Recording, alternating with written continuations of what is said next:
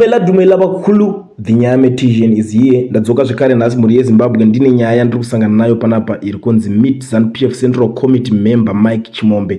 In 2021, the Ministry of Lands, Agriculture, Fisheries, Water and Rural Development generously gave Chimombe and his associate Moses Mpofu a mind-blowing 87 million contract to supply 632,000 goats to unprivileged under the presidential goat scheme.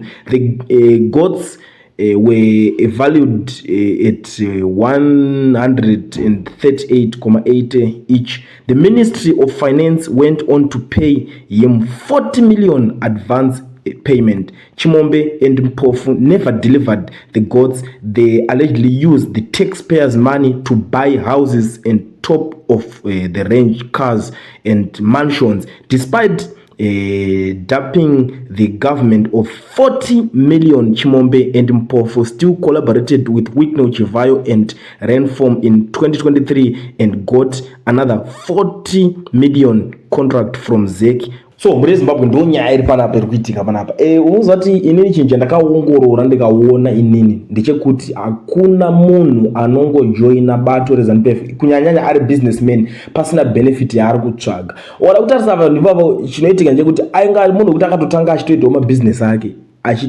but pane vanhu vakamuinspire kuti saka kwatoita izvi ubva watanga kutovhara vanhu unotobudirira naye ndobva vatanga kutongokontinya vakutoita zvinhu zvavo vakutongopinda uchidaro. Uchaona kuti kune vamwe futi mapoor brothers vekuti vanenge vari mumalocation vekuti vakajoinawo musangano ndobva vatanga enda kumalocation akaita sana usho kunze ngangoti Harare South enda kusaidi kunonzi kunana Harare South kwekwe. Uchaona pane vamwe vanenge vachiita zvekupound mastands veve kutopinda neskillful kutozoti isusu tichanobira vanhu. But zviri zvokunzi fair businessman wekuti anenge ane malevel ewana chivhayo anopinda achida unobenefita chii.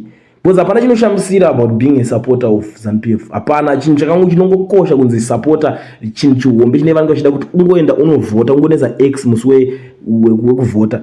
That's it. Womirira next 5 years. Saka unongona kutongosupporta uri chinyararire zvako because iwo hapana imwe ndini unongochingina one vote iyoyo, but that vote iyoyo kune matsotsa yakangwarisa inotozokosta nyika.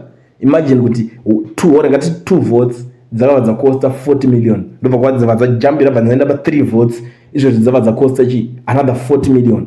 Ndo nyaya ndiri kusangana nayo panapa iri kutaurwa kuti vakomana ava vanito nemabanda avo vanotopisa avanenge vachiita millions akawanda because of vanhu vekuti ndeve musangano weZANU-PF. Hatisi kuti zvangu ZANU-PF ndombavha, ndiri kuti vanhu vari kungonoenda vachinohwanda nemusangano weZANU-PF unobva uda kutanga kurwa maskillful iwayo. But ende vanhu vafanda vari kutobvunzwa kuti idzo mbudzi dzacho dzinenge dzichinzi dze40 million dzacho dzinenge dziri mbudzi rudzii idzodzo, because mari yacho inenge ichiretwa mbudzi yacho ndopoona kuti Zimbabwe kwatiri kuti nyatsoenda chaiko kuchanetsa kunzwisisa kuti ndekupi.